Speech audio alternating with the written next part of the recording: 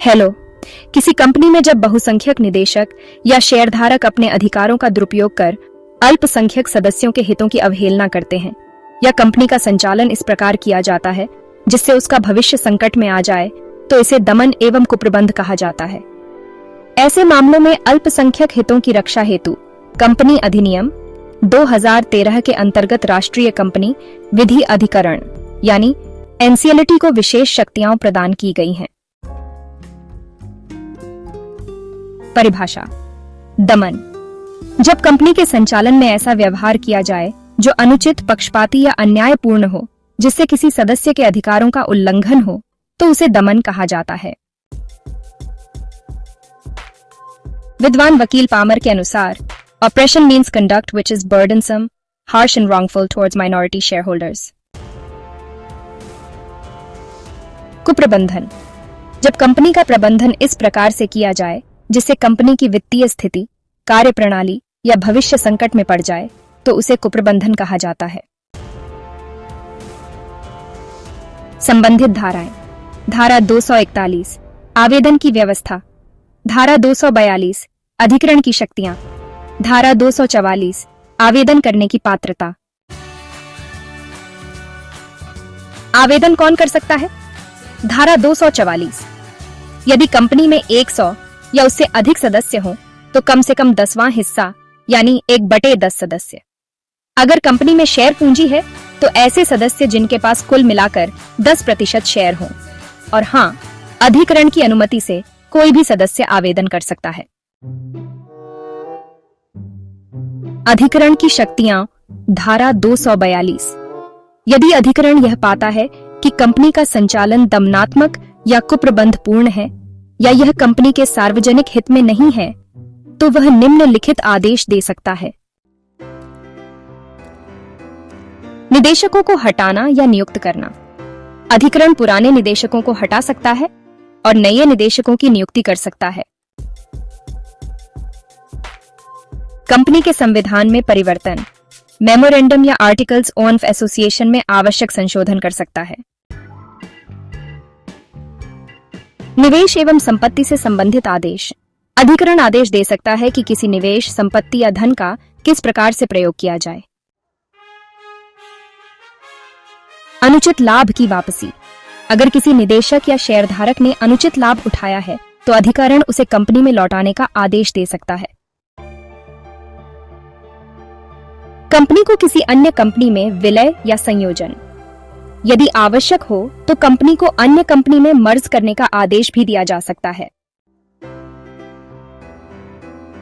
भविष्य में ऐसे कार्यों पर रोक। कंपनी को भविष्य में ऐसे दमनात्मक या कुप्रबंध कार्य न करने का आदेश दिया जा सकता है। महत्वपूर्ण निर्णय। शांति प्रसाद जैन बनाम कलिंगा ट्यूब्स लिमिटेड में सुप्रीम कोर्ट ने यह कहा था कि दमन तभी माना जाएगा जब कंपनी का संचालन लगातार अनुचित हो और उससे अल्पसंख्यकों के हितों को गंभीर क्षति पहुंचे। नीडल इंडस्ट्रीज बनाम Needle Industries Newey India Holding Limited में कोर्ट ने साफ तौर पर कहा कि अगर निदेशकों का आचरण कंपनी के हित के खिलाफ है तो एनसीएलटी को हस्तक्षेप करना चाहिए। निष्कर्ष के तौर पर दमन और कुप्रबंधन कंपनी की कार्यप्रणाली और अल्पसंख्यक हितों के लिए सच में खतरा होते हैं। कंपनी अधिनियम 2013 में एनसीएलटी को पर्याप्त शक्तियां दी गई हैं ताकि वह समय रहते हस्तक्षेप कर सके और कंपनी को सही दिशा में ले जा सके। इससे शेयरधारकों का विश्वास बढ़ता है और कंपनी सुचारू रूप से चलती है। संक्षिप्त नोट्स। यूनिट 3। ऑपरेशन या दमन वह व्यवहार है जो अल्पसंख्यक शेयरधारकों के लिए अन्यायपूर्ण, कठोर या असहनीय होता है। यह कार्य वैसे देखा जाए तो बार बार और लगातार होता है। मिसमैनेजमेंट या कुप्रबंधन तब होता है जब निदेशकों या प्रबंधन द्वारा कंपनी को गलत तरीके से चलाया जाए। इससे कंपनी की वित्तीय स्थिति, प्रतिष्ठा या संचालन प्रभावित होता है।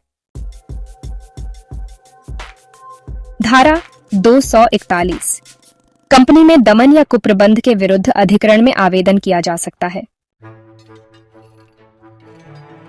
धारा 242 अधिकरण के पास ये शक्तियां होती हैं, जैसे कि निदेशक को हटाना या नियुक्त करना, लाभ वापसी का आदेश देना, कंपनी के दस्तावेजों में संशोधन करना और भविष्य में दमन को रोकने के लिए निर्देश जारी करना।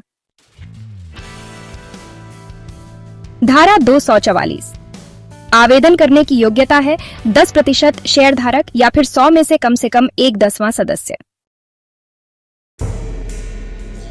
तो दोस्तों, अब हम कुछ महत्वपूर्ण केसों की चर्चा करेंगे।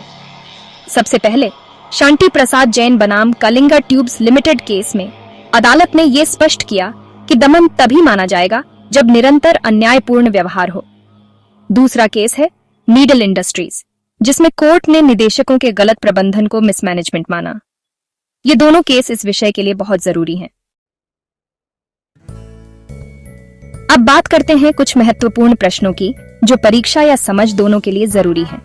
पहला, कंपनी में दमन एवं कुप्रबंधन से आप क्या समझते हैं? दूसरा, कंपनी अधिनियम 2013 की धारा 241 एवं 242 का उद्देश्य क्या है? तीसरा, अधिकरण को कौन कौन सी शक्तियां प्राप्त हैं? चौथा, कौन कौन आवेदन करने के पात्र हैं? पांचवा, अल्पसंख्यक हितों की रक्षा हेतु क्या उपाय हैं? छठा, operation must be continuous and unjust, इसे स्पष्ट कीजिए। सातवां, नीडल इंडस्ट्रीज केस में न्यायालय ने क्या निर्णय दिया? और आठवां, दमन और कुप्रबंधन में अंतर स्पष्ट कीजिए। चलिए अब एक बहुविकल्पीय प्रश्न पर आते हैं। धारा 241 का संबंध है विकल्प ए निदेशकों की नियुक्ति से, विकल्प बी कंपनी के समापन से, विकल्प सी दमन एवं कुप्रबंधन से और विकल्प डी शेयरों के निर्गम से। ध्यान दीजिए, सही उत्तर है विकल्प सी दमन एवं कुप्रबंधन से। दमन का अर्थ है ए कंपनी का विस्तार, बी कार्यकारी निदेशक की नियुक्ति, सी अल्पसंख्यक शेयरधारकों के साथ अन्याय या डी बोनस शेयर जारी करना। सही उत्तर है सी अल्पसंख्यक शेयरधारकों के साथ अन्याय। कंपनी अधिनियम 2013 की धारा 242 किससे संबंधित है? विकल्प हैं ए निदेशकों के वेतन से, बी कंपनी के लेखा परीक्षण से, सी अधिकरण की शक्तियों से और डी एजीएम की प्रक्रिया से। कौन एनसीएलटी में आवेदन कर सकता है?